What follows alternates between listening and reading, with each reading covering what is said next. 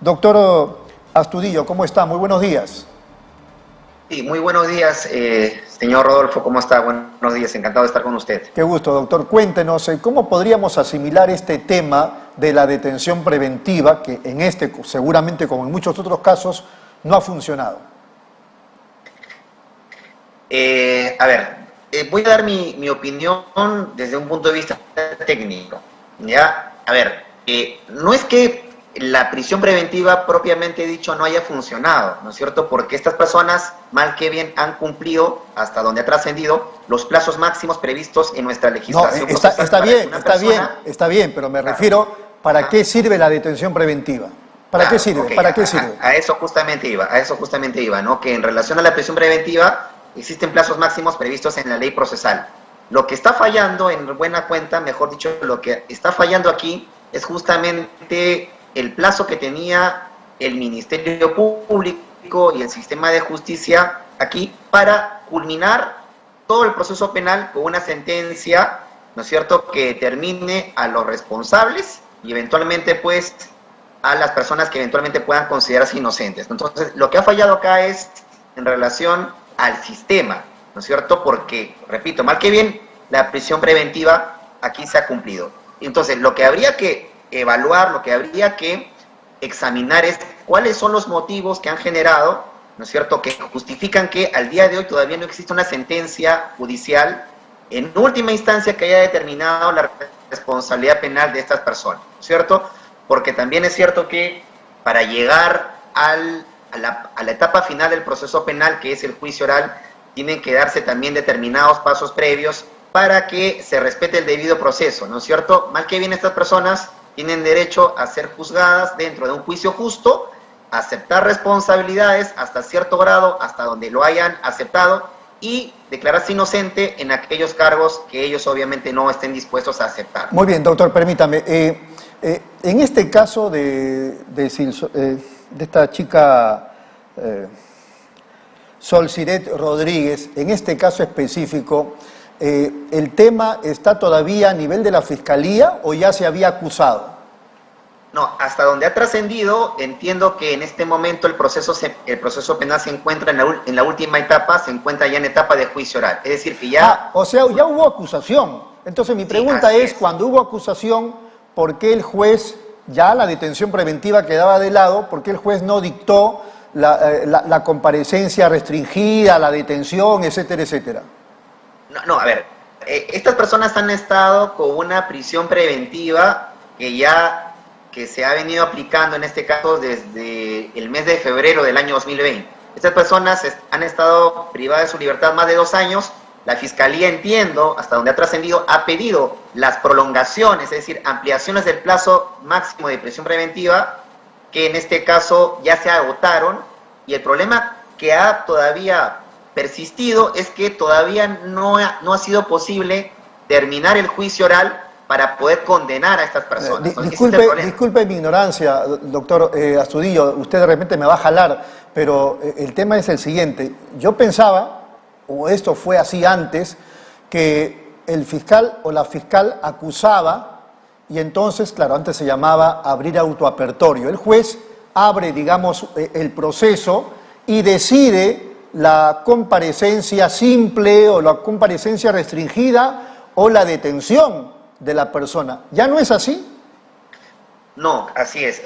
Recuerde que este proceso penal se está llevando a cabo con el Código Procesal Penal del año 2004 y no basta la simple formalización de la denuncia, sino que una vez que la Fiscalía formaliza la denuncia, cosa que ocurrió en febrero del año 2020, la Fiscalía tiene que presentar un nuevo incidente, un requerimiento pidiendo la prisión preventiva de estas personas. En este caso, eso fue lo que ocurrió. O sea, la Fiscalía en febrero del año 2020 pide, justamente para garantizar la presencia de estos dos sujetos al proceso penal, pide su prisión preventiva y el juez se lo otorga. Y ellos han estado privados de su libertad desde el año 2020. El problema, repito, es que el proceso penal todavía no concluye y obviamente, en tanto y en cuanto estas personas no cuenten con una sentencia judicial debidamente consentida, ¿no es cierto?, ellos tienen que salir, ¿no es cierto?, por exceso de carcelería. Es lo que manda la ley procesal. Ahora, lo que llama la atención, ya dejando de lado esto, donde he demostrado puede ser malísimo, digamos, en el entendimiento del derecho penal, lo que llama la atención es que ellos mismos, de acuerdo a la información que yo he estado leyendo, revisando, ellos mismos han reconocido su responsabilidad, se han confesado el delito.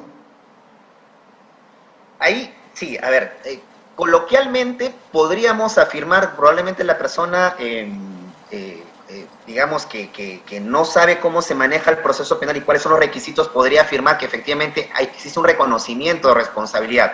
Pero en términos estrictamente legales, una confesión de responsabilidad penal implica, digamos, que la Fiscalía cuide, ¿no es cierto?, que esa confesión signifique no solamente una admisión de los cargos, sino también corroborar que esa confesión esté acompañada de otros medios probatorios, ¿no? ¿Por qué?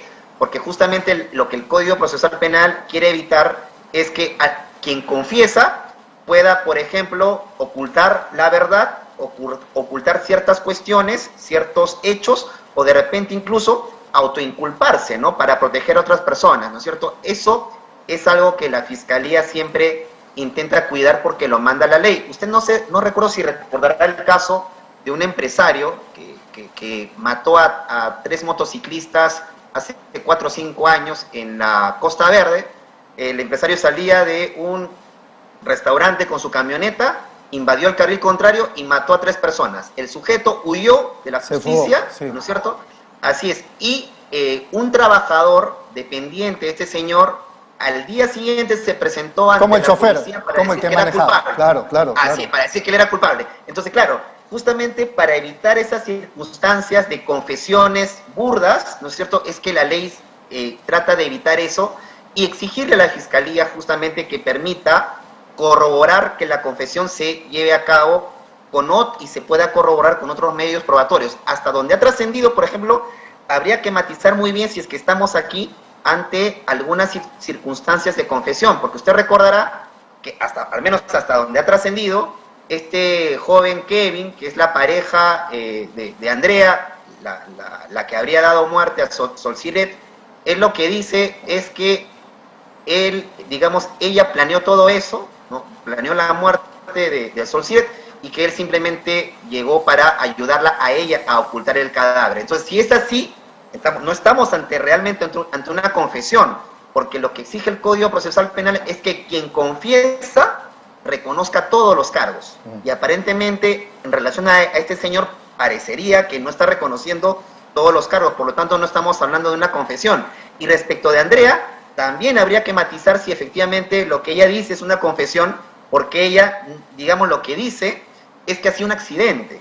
O sea, ella no dice que la ha matado, digamos, dolosamente o a través de un móvil, no, sino lo que ella dice es que ha sido un accidente. Entonces, si ella está diciendo que es un accidente, entonces realmente no estamos propiamente ante una confesión en los términos exigidos en la ley procesal. Muy bien. Por eso es que es necesario que la Fiscalía reúna todo el material probatorio, lleve a juicio a estas personas para demostrar la culpabilidad de ambos. Doctor Astudillo, vamos un ratito a una brevísima pausa y tengo 2 interrogantes más para usted, por favor. Por supuesto. Regresamos en unos momentos.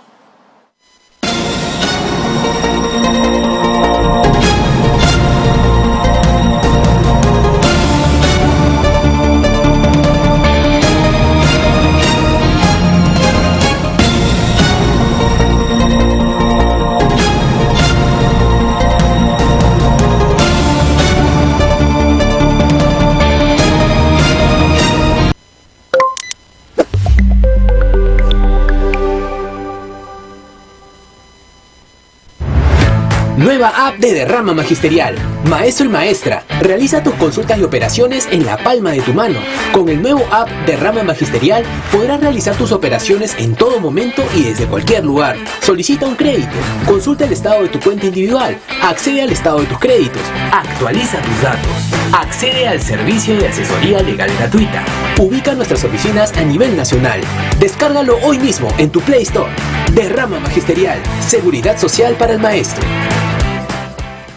¿Buscas lo mejor para tu hogar? En Plaza Hogar podrás elegir, diseñar y plasmar todas tus ideas. Todo lo que soñaste está en Plaza Hogar. Diseños exclusivos y precios sin competencia. Cómprale al Perú. Ven a Plaza Hogar. La emoción de encontrar lo mejor para tu hogar. Avenida Angamos, 1551 Surquillo.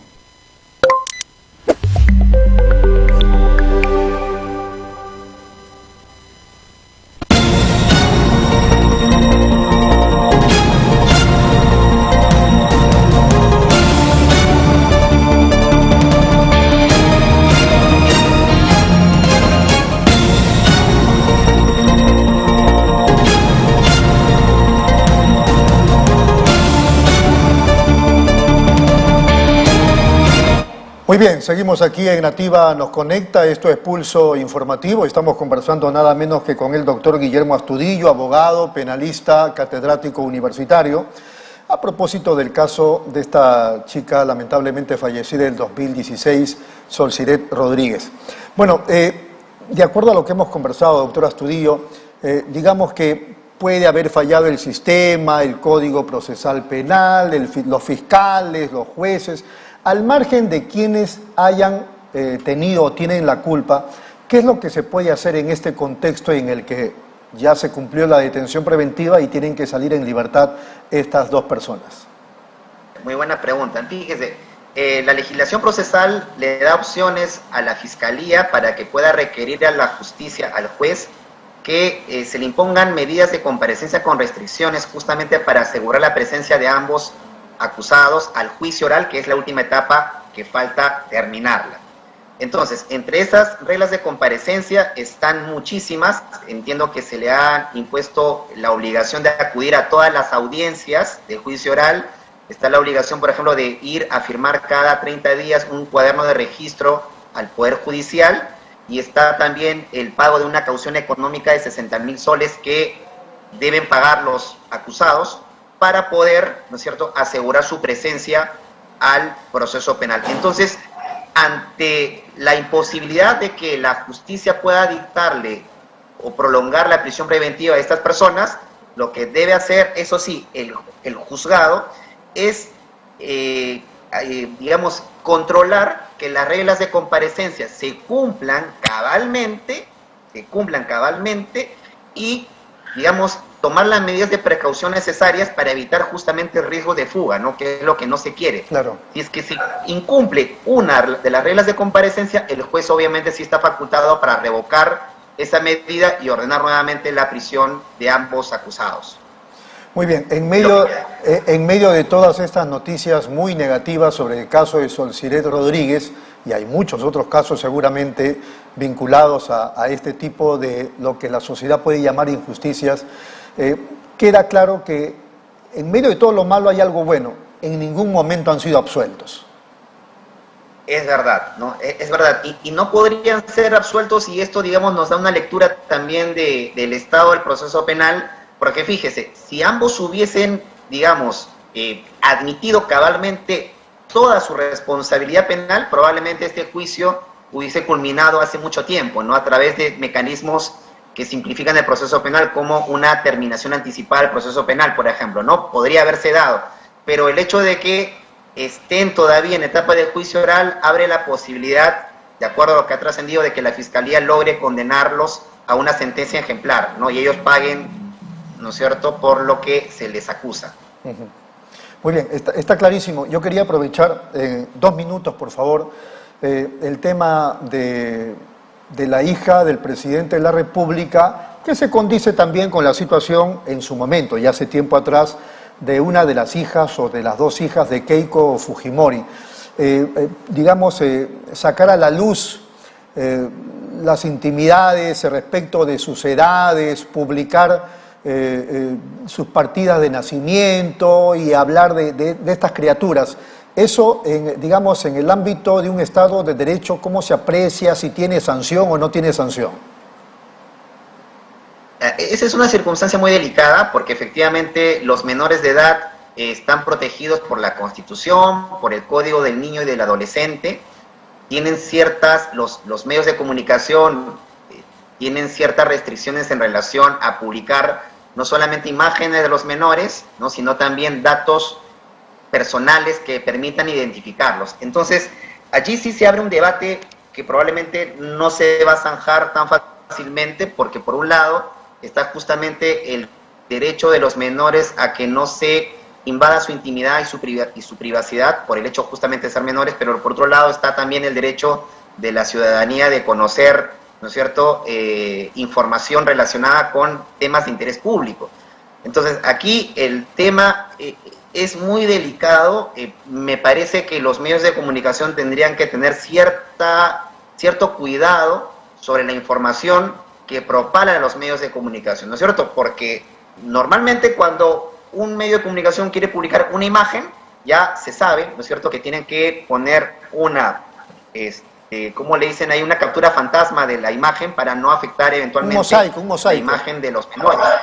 Así, un mosaico, ¿no? Y en el caso también de información que pueda identificar al menor, por ejemplo, con nombre y apellido, sí es, al menos es en la práctica de algunos medios de comunicación extranjeros, siempre se cuida mucho de borrar, ¿no es cierto?, los nombres y apellidos del menor, precisamente para no ver afectado su derecho a la intimidad y su identidad, ¿no? Entonces yo creo que si se cumplen esos, digamos, esos cuidados, esos protocolos de cuidado, creo que no existiría ninguna dificultad para que los medios de comunicación hagan su trabajo, ¿no es cierto?, fiscalicen al poder de turno, sin mellar de ninguna manera pues los derechos de los menores, que acá en esta historia no tienen nada que ver, ¿no es cierto? Ahora, que existe una sanción, mire,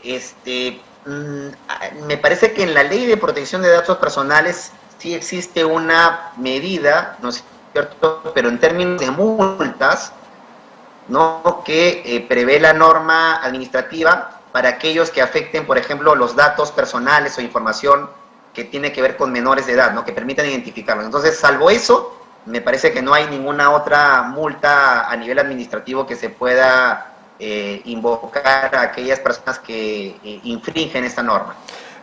Ahora, ya para terminar sobre eso mismo, ¿quién se encarga de la defensa de estos chicos o de estas chicas, y si es de oficio o no es de oficio? Porque que yo recuerde, en el caso de las hijas de Keiko no pasó nada, y en el caso de esta niña, hija del presidente, tampoco. Ya, a ver, muy buena pregunta. La Fiscalía, ¿no es cierto?, la Fiscalía de Familia, ¿no es cierto?, entre otras cosas, tiene competencia justamente para fiscalizar que la ley de protección de menores, por ejemplo, que las leyes que tienen que ver con los derechos de menores de edad se respeten. Entonces, en principio podría ser la Fiscalía de turno, de familia, quien pueda, ¿no es cierto?, abrir lo que se conoce como un procedimiento tutelar de protección de un menor en relación a alguna afectación de un derecho que tenga que ver con un menor. Muy bien. ¿No es cierto? Es la Fiscalía de menores, de familia de menores. Perfecto, clarísimo, doctor Astudillo. Ha sido muy amable, muchas gracias, un abrazo. Un abrazo, Rodolfo. Muchas Gracias. gracias. Ha sido el doctor Guillermo Astudillo. Nos vamos, amables televidentes. Gracias por la atención. Permiso.